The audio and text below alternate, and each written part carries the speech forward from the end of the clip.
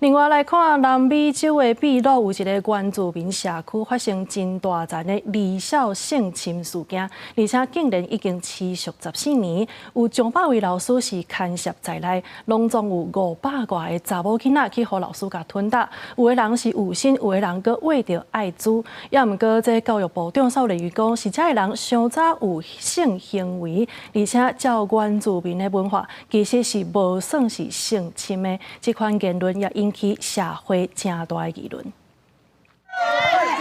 学生真受气，化考好家长也去家伫教育局外口爱官员互因交代。秘鲁爆发大规模性侵事件，北部原住民社区的公立学校，为2010年起，就继续有教师性侵也是虐待未成年查囡仔，时间长14年。部分受害者甚至安尼有心，搁得到艾滋病。Son 524 denuncias a maestros que han violado a niñas, estudiantes, y con una probabilidad de 60% de contagio en adolescentes. 一直到顶个月，妇女团体才也出原住民学校集体侵犯事件。也毋过，这件代志公开了后，秘鲁教育部长竟然暗示，原民社区有特殊文化，毋是性侵，只是上早发生性行为。这项讲法是引起强烈的不满。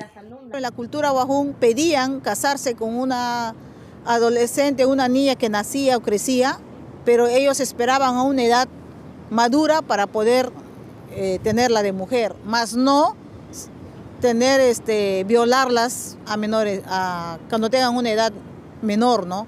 Entonces eso no se ha practicado y nunca han violado a muchas niñas para decir que es tema cultural. Eso no ha pasado. Se ha defendido a las niñas y a los niños.